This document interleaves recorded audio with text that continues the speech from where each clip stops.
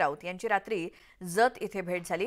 विलासराव जगताप हे भाजपचे जतचे माजी आमदार असून भाजपचे खासदार संजय काका पाटील यांच्या कार्यपद्धतीवरती आणि उमेदवारीवरती जगताप यांनी जाहीर विरोध दर्शवलाय।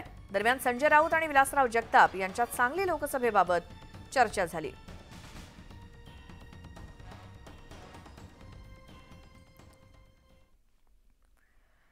तर हाच सांगलीचा वाद पुन्हा एकदा दिल्ली दरबारी पोहोचलाय। सांगली लोकसभा मतदारसंघ हा काँग्रेसला देण्यात यावा आणि विशाल पाटील यांना लोकसभेची उमेदवारी द्यावी यासाठी पुन्हा एकदा शिष्टमंडळ दिल्लीमध्ये दाखल झालंय।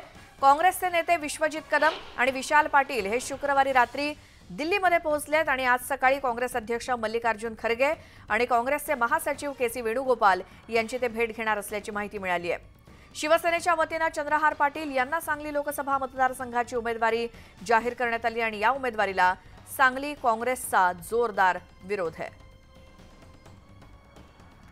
अधिक माहितीसाठी जाऊयात, आमचे प्रतिनिधी प्रशांत लीला रामदास आपल्या सोबत जोडले गेलेत। प्रशांत, दुसऱ्यांदा पुन्हा एकदा विश्वजित कदम आणि विशाल पाटील दिल्लीत पोहोचलेत सांगलीच्या या जागेसाठी।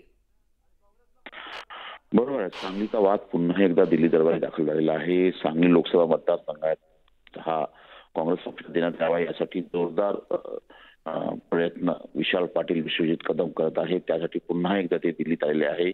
काल उशिरा रात्री ते दिल्लीत दाखल झाल्याची माहिती प्राप्त झालेली आहे। विश्वजित कदम आणि विशाल पाटील यांच्यासह सांगली जिल्ह्याचे जिल्हाध्यक्ष आणि काँग्रेसचे काही नेते हे सगळे आज ज्या पद्धतीनं मल्लिकार्जुन खरगे काँग्रेसचे अध्यक्ष आहे आणि याशिवाय के.सी. वेणुगोपालचे काँग्रेसचे सरचिटणीस यांच्यावर चर्चा करणार असल्याची माहिती पुढे आली आहे। दरम्यानच्या काळात ज्या पद्धतीनं शिवसेनेच्या वतीनं चंद्रहार पाटील यांची उमेदवारी घोषित करण्यात त्या उमेदवारीला काँग्रेसच्या स्थानिक नेत्यांचा जोरदार विरोध आहे आणि त्यांनी म्हटलंय की जर आम्हाला काँग्रेस पक्षाने परवानगी दिली तर आम्ही मैत्रीपूर्ण लढतीसाठी देखील तयारी आहोत। आणि सोबतच त्यांनी हा एक निर्णय घेतला आहे, काँग्रेसच्या अनेक बैठकींवरचा बहिष्कार घातल्यानंतर देखील त्यांनी निर्णय घेतलाय। आपल्याला माहित असेल मुंबईमध्ये प्रचार अभियानाच्या संदर्भातली बैठक झाली होती, त्या बैठकीला विशाल पाटील असो किंवा विश्वजित कदम यांनी बहिष्कार घातला होता, तशा प्रकारचे पत्र देखील जारी केलं होतं। त्यानंतर आज जर त्याची भेट झाली मल्लिकार्जुन खरगे यांच्यासोबत आणि के.सी. वेणुगोपाल सोबत आणि त्यांना जर दिलासा मिळाला नाही, त्यांना जर सांगली लोकसभा बरोबर। प्रशांत, धन्यवाद या माहितीसाठी। एकूणच काय तर अजूनही सांगलीच्या या जागेसाठी काँग्रेस आग्रही आहे आणि म्हणूनच पुन्हा एकदा दिल्ली दरबारी पोहोचलेले आहेत विश्वजित कदम आणि विशाल पाटील सांगलीच्या जागेसाठी।